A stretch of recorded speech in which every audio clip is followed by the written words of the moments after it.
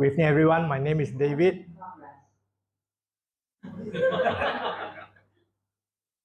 Yeah, hear something? Okay. Yeah, calling.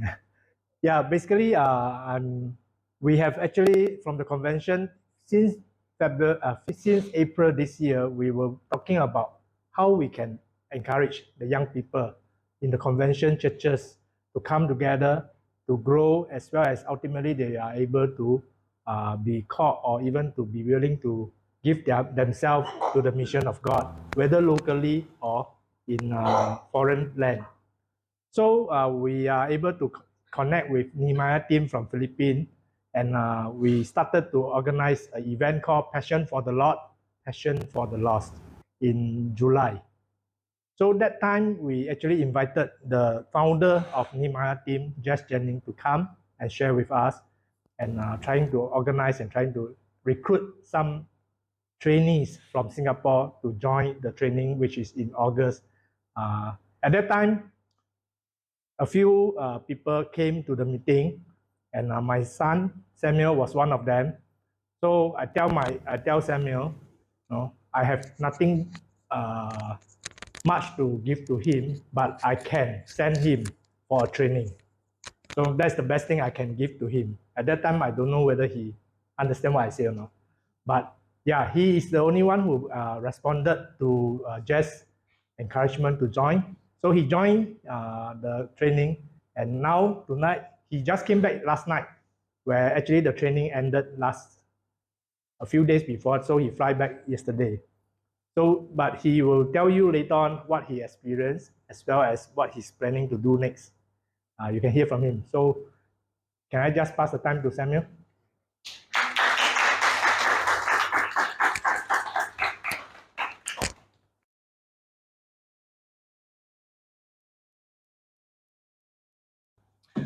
Good evening, everyone. My name is Samuel, and I just went to the Philippines for this, what we call the AOT, which is started by the Nehemiah teams. So first of all, I would like to thank Pastor Kwan for letting me have this time to be able to share with you guys what I have learned and what I have experienced in Nehemiah teams. I would say that it was very much of a big change for me. The biggest change is obvious right here, because before I went, I could barely pray out loud in my own church. But today I'm standing in front of another church and speaking to so many people. I never thought I would be doing this one day. And so, first of all, what my father said about him sending me, I just remember just after I got out of army, in about May, he told me about this Nehemiah teams. He showed me the brochures, and then he showed me the advertisement video, the promotional video that Jess Jennings had made about Nehemiah teams and AOT. And all I knew was that he said, "You will go whether you want to or not, because I want you to go for this training." And I thought, fine, because I have nothing else to do. I either go to work, or I go to school, or I go to this training. And since I have really nothing else to do other than work, might as well just go for this training. It would be fun because it's international. So there's Americans, there's people, and there's adventures in another country. I was just wanting to go there for the adventure. And of course, there's God, so that's a bonus. So I signed up for it. I went to visit Kuya Jess. We call him Kuya because in the Philippines, Kuya means brother, and that's how they address people who are older than them in the Philippines.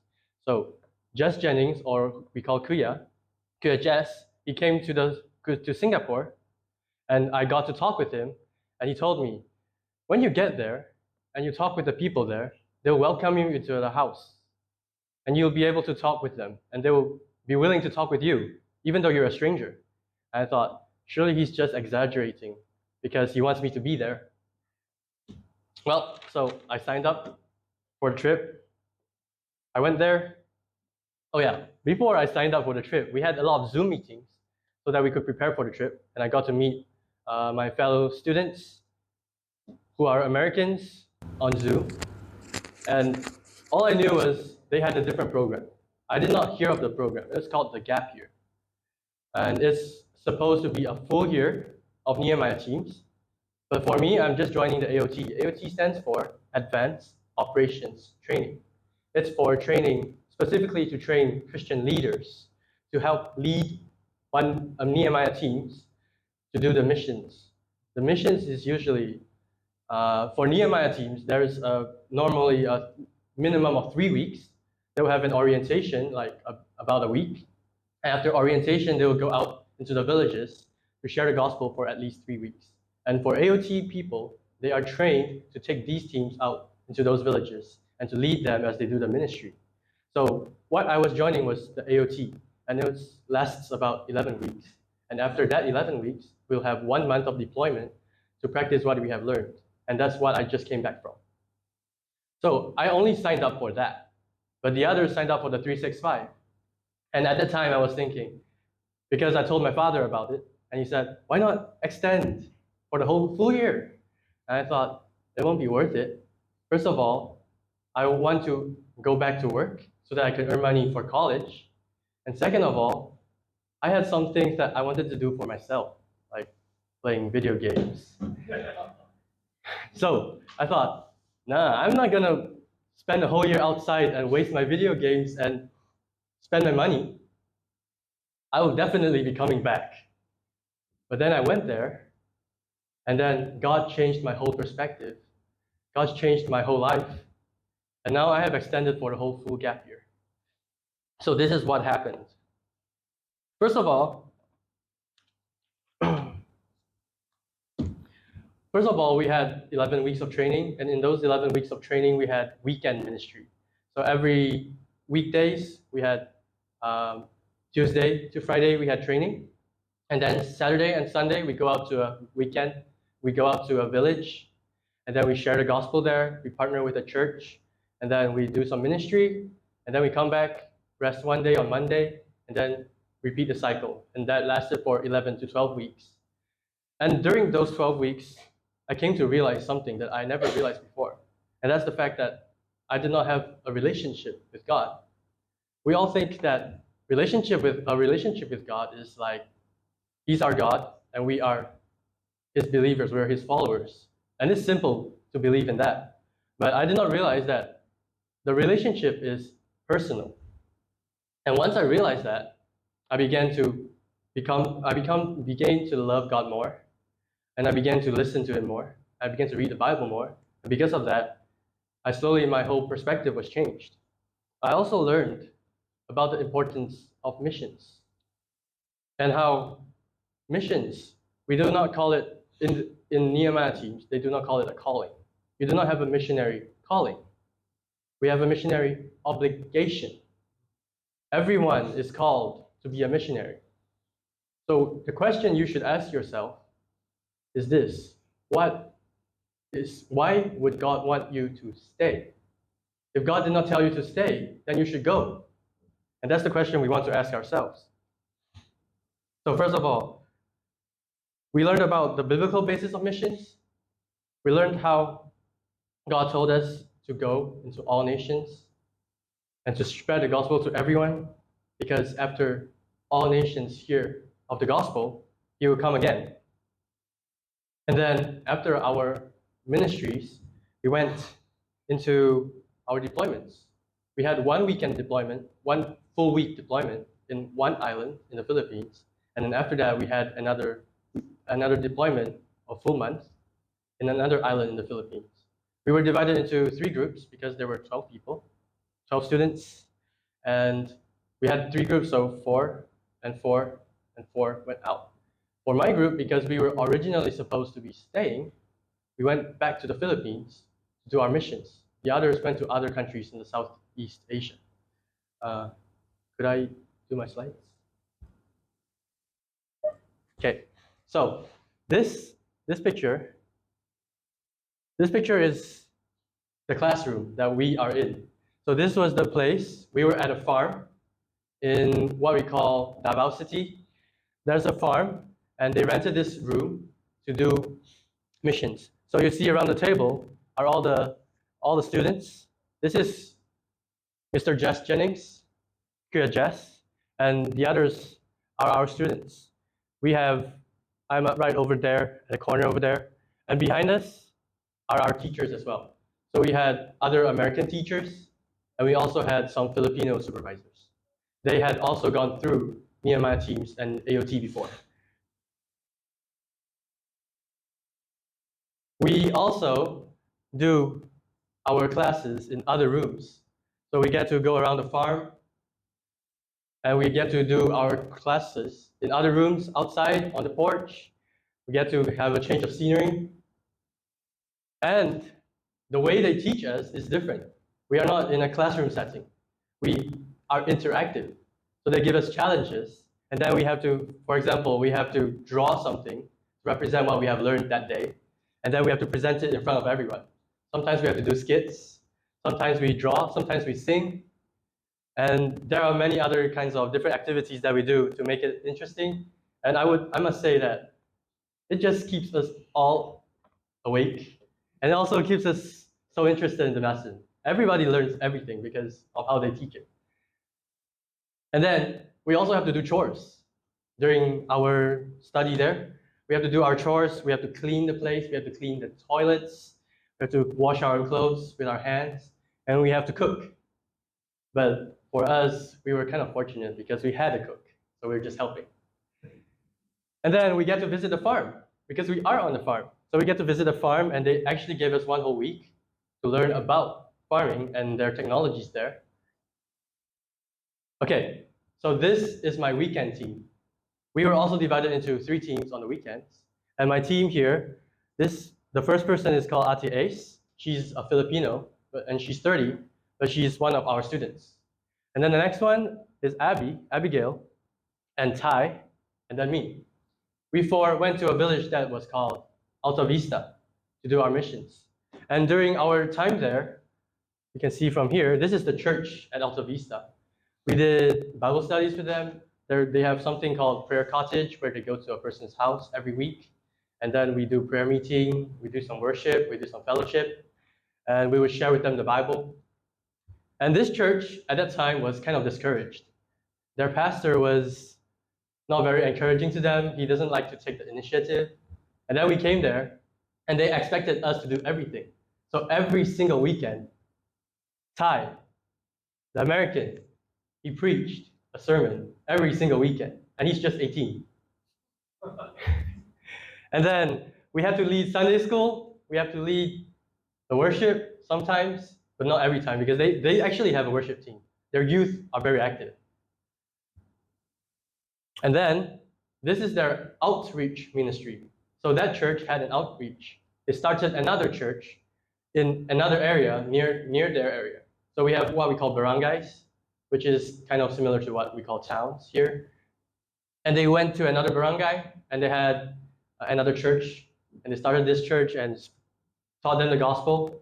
But it was not a fully fledged church yet because of certain missing elements, and they don't have a pastor either. So this church, every Sunday after their own church service, they would go to this church, and then they would do Bible study with them and do some worship with them. And we joined them as well.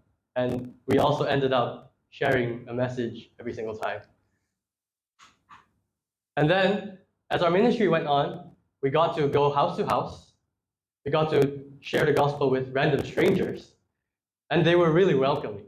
They were really, really welcoming. You just go out to their house, you say, "Ayo." They'll come out, they'll bring out some chairs, they'll bring out snacks, and they'll invite you down, and you can just talk. You can immediately go into the gospel, and they would not refuse you at all. I was amazed because I thought that Kuya Jess was lying when he said that they would welcome you, but they were really, really welcoming, and it was so encouraging. So here is one person that I share with, and she was able to understand English, so I was able to talk quite fast without needing a translator, and she accepted Christ. So here we are doing baptism for her. It's the first time I ever did baptism for anyone. And then after our 11 weeks, our weekend ministry also ended. And that was the end of AOT. And this was the send-off that the church held for us. We even got certificates for being there. And the whole church turned out.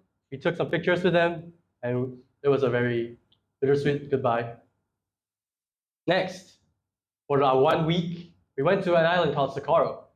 And on that island, there's less than 2% evangelical Christians. And there's a very bad stronghold of cults in the Catholic Church there. So what happened was, this picture is taken on the last day of our ministry there. It was supposed to be a rest day, so we were supposed to be going out to have some fun. It's like a vacation day. But because some of my friends, they went out to the park, they went to the school. There's a high school there, and they somehow got permission to enter the school and share to the students inside the school. And then the principal agreed to let us come back again and share to every single classroom. It was like God answered a great prayer and did something amazing. So we volunteered, some of us volunteered to go to that school during our rest day to do ministry. And on that day, we went to each and every classroom, we shared our testimonies.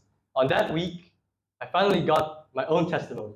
I thought I had no testimony to share because I grew up as a Christian, in a Christian home. I believed at the age of 4. I went to church every day, and my life didn't change.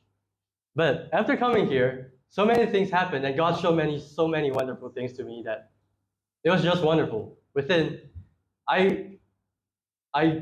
God gave me my testimony without me even planning for it. I just went up in front of a church, and then the words just came out. And then I had to write it down afterwards because I was afraid I'll forget.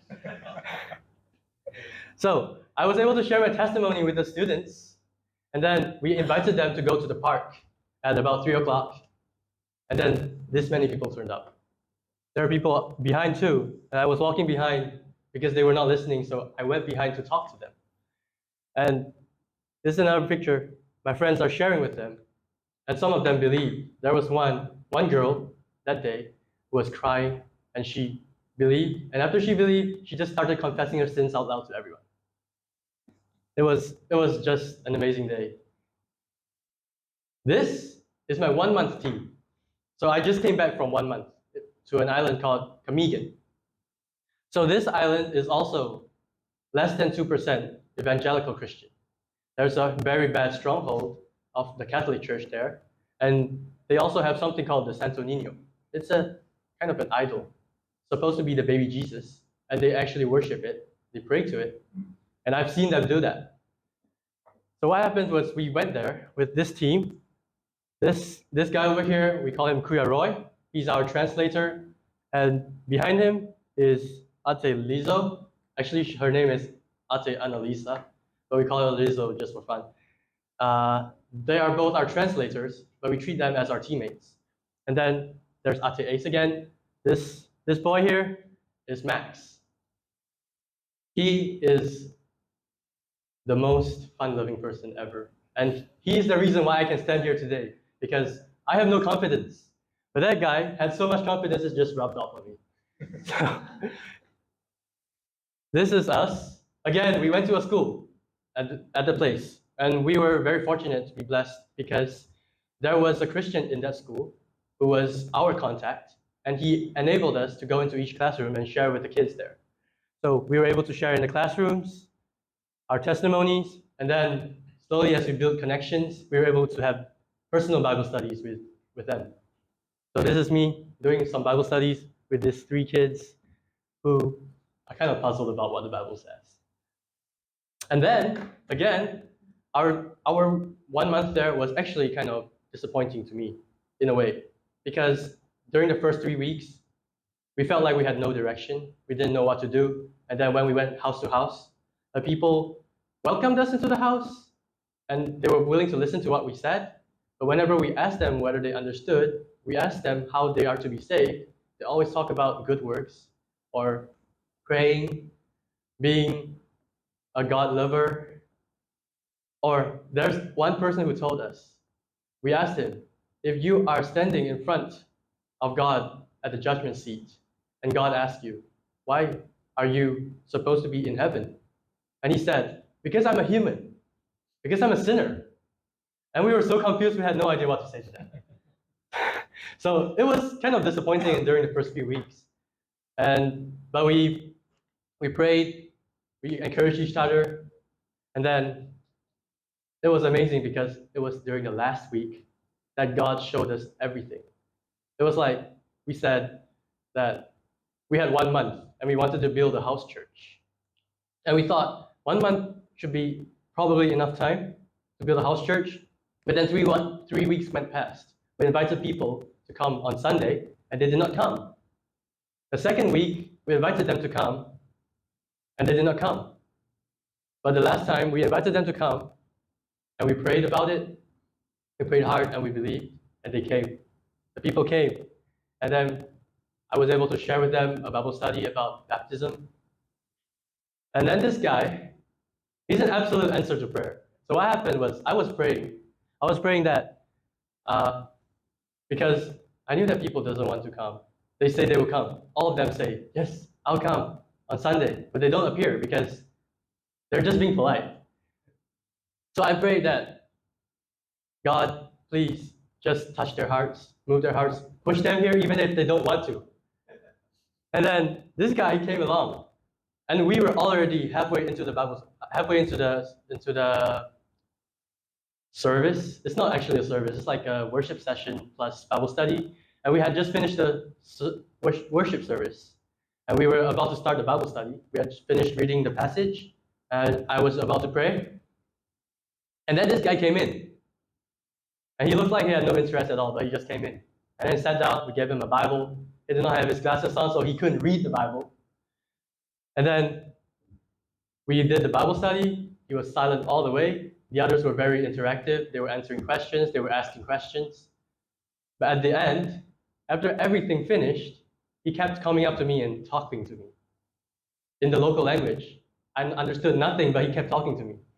And I was confused because I thought somebody else invited him. And he should be talking to the people who invited him. But he kept talking to me, and I had no idea why. And then he talked about how the Bible will stop people from drinking, will stop people from fighting, and will help men families. And I was thinking, where did we learn that today? Because I was teaching about baptism. But the thing is, he's the only person who said yes to a baptism. Everybody else, they believed, but they were hesitant because of the stronghold of the Catholics there. Because if you get baptized, the whole village will turn on you. Everyone knows everyone. And in addition, most of the people there are Catholic leaders in their area. So if they suddenly turn to Christ, people will really begin to question. So they did not want to do a baptism. But this guy had no hesitation at all. He said, I'll be baptized tomorrow. So we decided to schedule a baptism with him. And the next day he came. He came in the morning to say hello, and then he came at night. He brought his Bible. We gave him the Bible, and he brought his Bible. And then what he told us next was something that really, really shocked me, because what he said, I went to work, and then I shared with every single one of my coworkers, 21 people, and my foreman. And he shared with them. And he said that his regret was that he didn't have the tracts that we had because he can't pass them out. And we were like, this guy is more missionary passionate than we are. And he was going out there and sharing with them and telling us that he needs tracts. So we gave him some tracts. And he told us that he was reading the Bible all day, and he read the Bible to his friends and his coworkers. And then he told us that it was amazing because the night before, he did not want to come. He was walking by the house. He did not want to go into the house. He was invited, but he did not want to go. But something in his heart, he said, just told him to go and pushed him. And then his daughter started pulling him into the house. It was just confusing for him. But for me, it was an answered prayer because I prayed exactly for that. And then after that, he came to our house and said that he wanted a Bible study at his house, and that he would invite his family so that we can share the gospel to them. And that was amazing because I have never experienced anyone who invited us to have a Bible study. We always invite them. We say, do you want a Bible study next time? And they'll always say yes because they're polite. And of course, then we'll go back to their house and we'll do a Bible study whether they want it or not. But this guy invited us without us taking the initiative. And then we went to his house, we did the Bible study, and his mother believed too. I believe that because of this guy, his whole family would believe. And then he decided to do baptism on Thursday, which is at this time. But you can see that it's dark. It's very dark outside. So Kamigan is an island, and from what I learned about the landmass of the island, it's about 2/3 or 3/4 the size of Singapore. It's actually pretty small, but not so much smaller than Singapore. So it's an island, and the place we live is very close to the sea. So we get to see the beach every day. Sometimes I wake up at about 4:30 in the morning to watch the sunrise, because the sunrise there is at 5. So it's already light outside at 5:30. So we went to the beach, and that beach is rocky. A lot of pebbles, a lot of big rocks, and the waves are always crashing. So I was praying before the baptism that day that God will make the seas calm so that we can do baptism, because there's no other option. We have no other place with water to do baptism. And of course, we can't do sprinkling baptism. So, so that day, we went to his house, and then we went to scout the ocean, and the ocean looked very calm, which was amazing. But he was not home. He went out to gather firewood.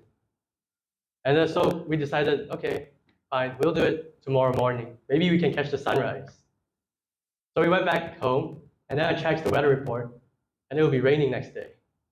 It'll be raining badly, there will be thunderstorms, and there will be no sunrise. So I was thinking like, probably we won't be able to do a baptism at all. And I was so disappointed. And then he came at 7 o'clock in the evening, and he said, let's go and get baptized.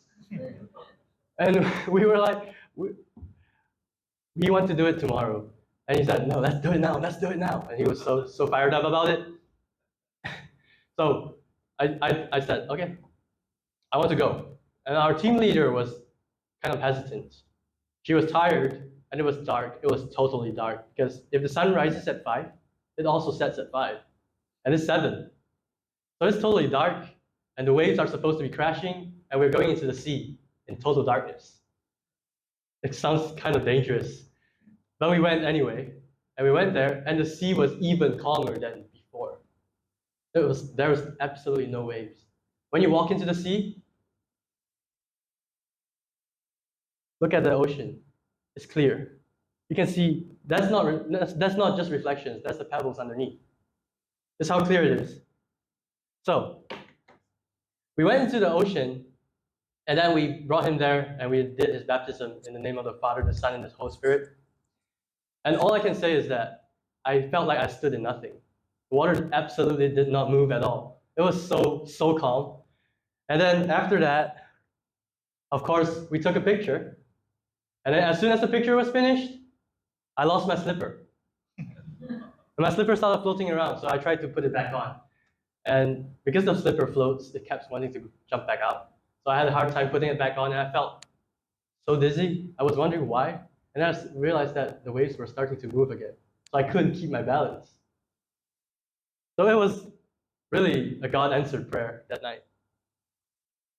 So to end what I was talking about, my experiences, this is the whole team of Nehemiah teams. The two at the side are our teachers. That's the crazy Max up there, of course. And Americans are generally just like that. So now, I want to share with you the purpose of Nehemiah teams. Nehemiah teams, the purpose of Nehemiah teams is to lead young people to finish the Great Commission in this generation. What we want to do, the goals, is to open doors and plant churches. So that's what we did every weekend. We went out, we shared with the people, we connected with the people, and then we tried to start a church. Or if we couldn't start a church, we had somebody go in and follow up with them, do Bible studies, and then in this way, many churches are planted. I personally have not yet been able to see a church planted, but the teams before me, they have planted many, many churches. And it's as if Kuya Jess, the founder of Nehemiah Teams, he stopped going directly into the mission field in 2004, I think, when he founded Nehemiah Teams.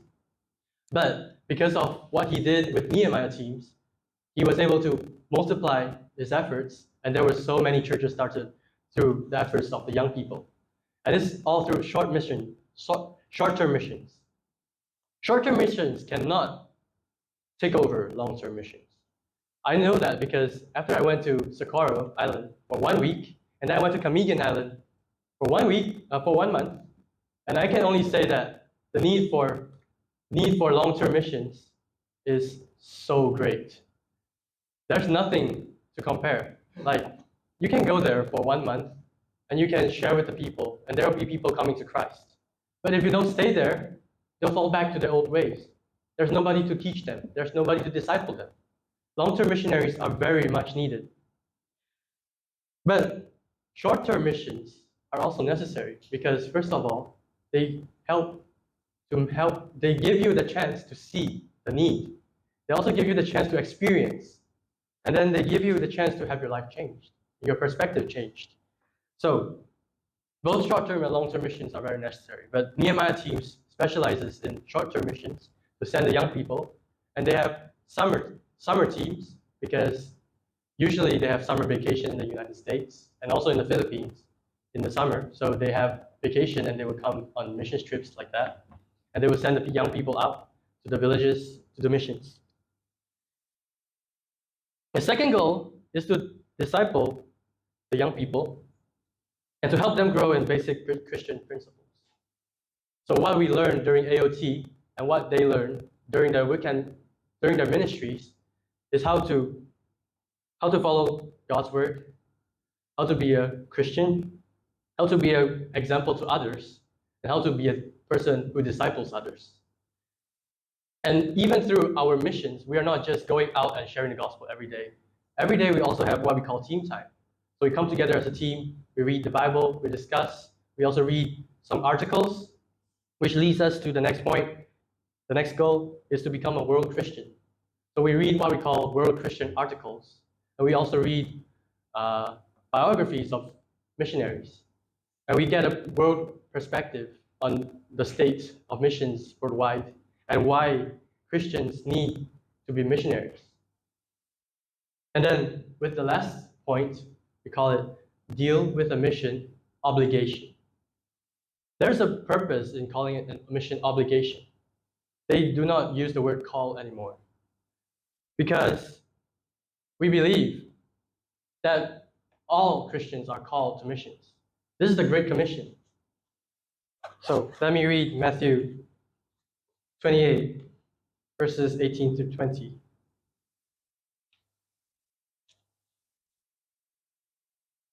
Verse 18 says, "And Jesus came and said to them, 'All authority in heaven and on earth has been given to me. Go therefore and make disciples of all nations, baptizing them in the name of the Father and of the Son and of the Holy Spirit, and teaching them to observe all that I have commanded you. And behold, I am with you always to the end of the age.'" So that is a command not to missionaries, but to every single Christian. This is to his disciples. And if you are a Christian, you are Christ's disciple. So the Great Commission is not for the select few. The Great Commission is for everyone. What you should ask yourself is not, why should I go? Did Christ call me? But instead, why should I stay? What is the need here that I need to stay here?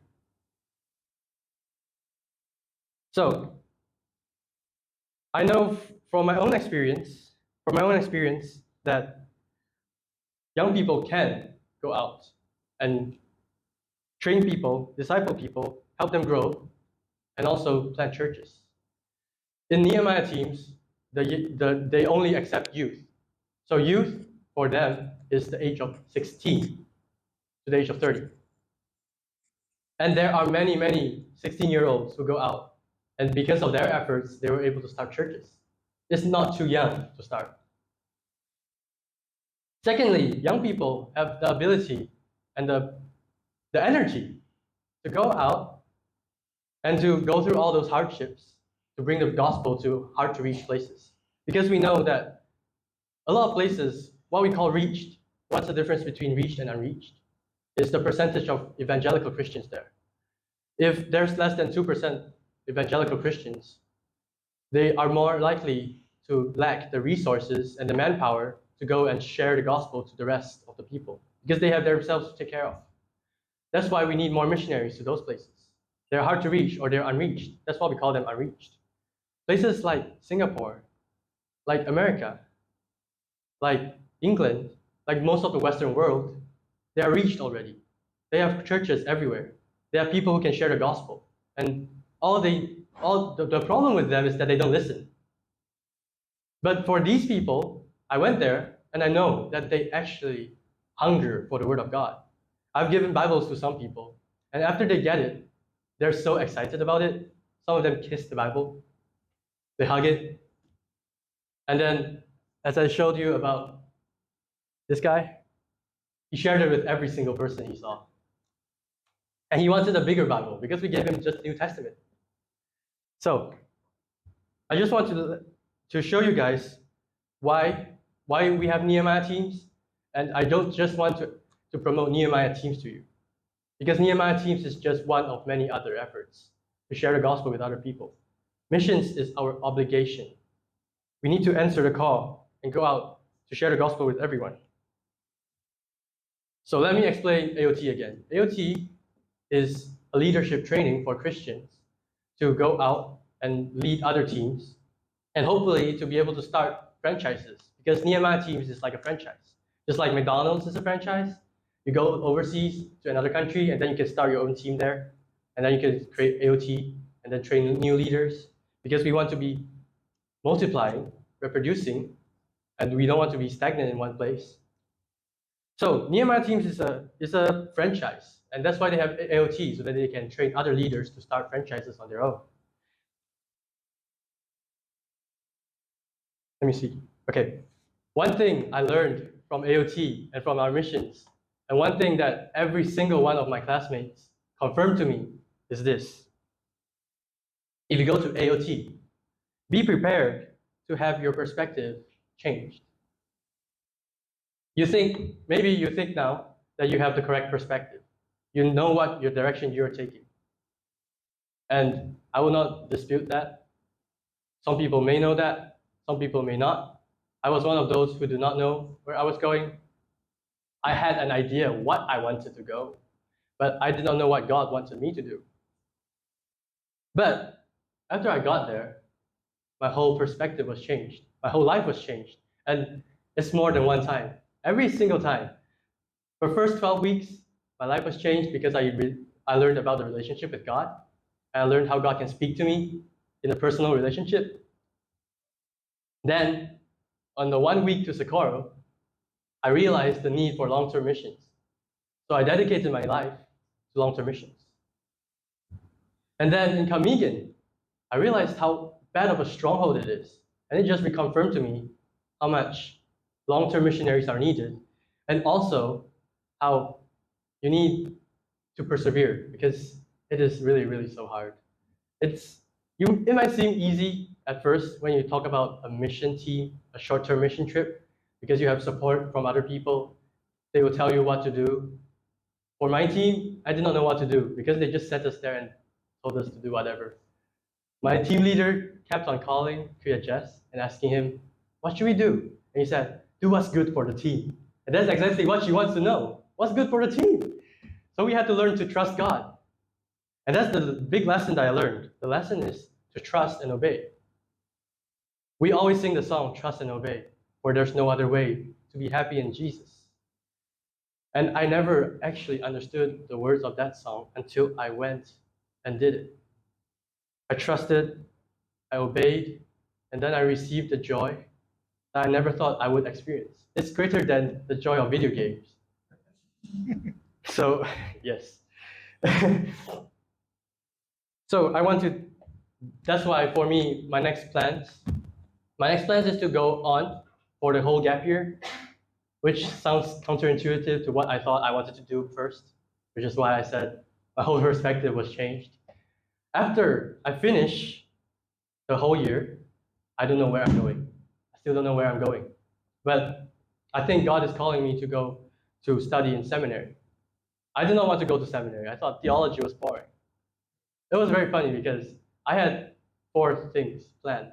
I wanted to study aeronautical engineering. If that fails, I will study graphic design. If that fails, I will probably go into music and become a music teacher. And then, as a backup plan, I'll go to study theology. But because I went to Nehemiah Teams, because of AOT, and because of what God has shown me there, I have my whole thing flipped over. Now my first goal is to be a missionary. My second goal is to be a missionary. All my goals are to be a missionary. I only want to be a missionary. I want to be a long-term missionary and to use my whole life to reach the people for Christ. And that's why I want to go to seminary, so that I can learn more about the Bible. Because, again, this is one thing I learned. I thought I knew the Bible pretty well. But when I went there and they started asking questions, I realized how little I knew, how much more I need to learn, so that I can share with them and make them understand when they have questions. So I plan to go to seminary, but of course, finances is obviously a problem, and it's also one of the reasons why I went to Nehemiah Teams. It's what we call it an unanswered prayer. Sometimes we thank God for unanswered prayers, because I wanted to go to Pensacola Christian College. I was applying, and I was accepted. But because of financial troubles and certain other issues, I was not able to continue the application. So I canceled it. And because I canceled it, I went for Nehemiah Teams. If not, I would be in Pensacola today. But I went to Nehemiah Teams. And because of that, God showed me that He had other plans for me. And I also believe that if He wants me to go, He will provide me the funds. So I will just trust in Him. I will not plan my own plans. I will not go and do what I want. Instead, I will trust Him and I will obey what He wants for me and what His will is for me. So, in conclusion, I just want to say, for every single person, let God change your perspective. Thank you.